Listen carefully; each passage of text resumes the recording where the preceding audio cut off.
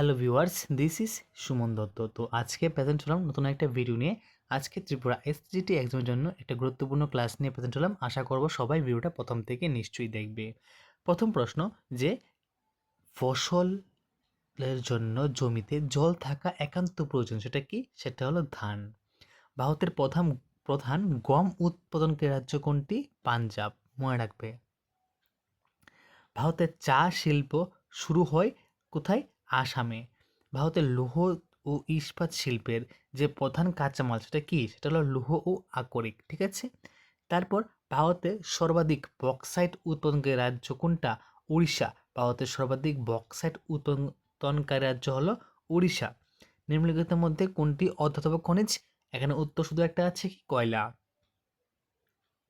বায়ুশক্তি কেন্দ্র প্রধানত অবস্থিত, মানে বায়ুশক্তি কেন্দ্রে কি, মানে বায়ুশক্তি যে কেন্দ্র, এটা কোথায় আছে? এটা রাজস্থান ও তামিলনাড়ুতে আছে।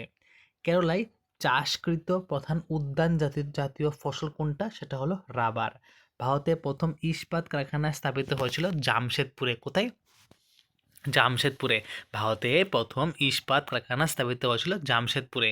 কাগজ শিল্পের প্রধান কাঁচামাল কি? বাঁশ ও কাঠ। বিশ্বের বৃহত্তম মহাদেশ কোনটা? বিশ্বের বৃহত্তম মহাদেশ হলো আফ্রিকা, এশিয়া, ইউরোপ নাকি উত্তর আমেরিকা? সঠিক উত্তরটা কি হবে? উত্তরটা হবে এখানে কি? এশিয়া। ঠিক আছে। এশিয়ার জলবায়ুর বৈচিত্র্য দেখা যায় কি কারণে? কারণ এখানে আয়তন ও ভৌগোলিক বৈচিত্র্য দেখা যায়। ইরাকের প্রধান নদী কোনটা? ইরাকের প্রধান নদী হলো ট্রাইগ্রিস। কি নদী হলো? ট্রাইগ্রিস। গোবি মরুভূমি অবস্থিত কোথায়? গোবি মরুভূমি অবস্থিত মঙ্গোলিয়া ও চীনে। ভারতের দীর্ঘতম ভারতের দীর্ঘতম নদী কোনটা? দীর্ঘতম নদী হলো গঙ্গা। কোনটা ভারতের দীর্ঘতম নদী? ভারতের দীর্ঘতম নদী হলো গঙ্গা। এই যে এখানে আছে দেখো, থর মরুভূমি প্রধানত কোথায় অবস্থিত? এই যে থর মরুভূমি, এটা অবস্থিত কোথায়? এটা অবস্থিত রাজস্থানে। ঠিক আছে। গঙ্গা সমভূমির প্রাকৃতিক উদ্ভিদ বিন্যাস হলো কি? ও সঠিক উত্তরটা হলো উষ্ণমণ্ডলীয়। কি? উষ্ণমণ্ডলীয় পর্ণমোচী অরণ্য। তারপর হলো ত্রিপুরার গোমতী নদী প্রবাহিত হয়ে কোথায় মিশেছে? এটা মিশেছে মেঘনা নদীতে। কোথায়? মেঘনা নদীতে।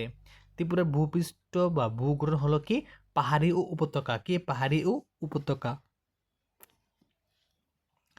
তো ত্রিপুরায় প্রধানত পাওয়া যায় কি? ত্রিপুরায় প্রধান পাওয়া যায় ল্যাটেরাইট মাটি। কি মাটি? ল্যাটেরাইট মাটি। ল্যাটেরাইট মাটি। ঠিক আছে। তো আজকের দিনে এই গুরুত্বপূর্ণ ক্লাসটা তোমাদের সাথে শেয়ার করলাম। আশা করব তোমাদের কাছে ভালো লাগে থাকবে। অবশ্যই এই ভিডিওটা এখানে 3 মিনিটে পূর্ণ হবে না যখন আমি এই ভিডিও শেষ করে ফেলছি। তো দেখো, এই 3 মিনিটের ভিডিও যদি তোমরা দেখে আসতে পারো, অবশ্যই তোমাদের এখান থেকে পরীক্ষার মধ্যে কিছু কমন পড়বে। তো দেখা হচ্ছে একটা গুরুত্বপূর্ণ ভিডিওতে। প্রথম থেকে দেখার জন্য সবাইকে অসংখ্য ধন্যবাদ।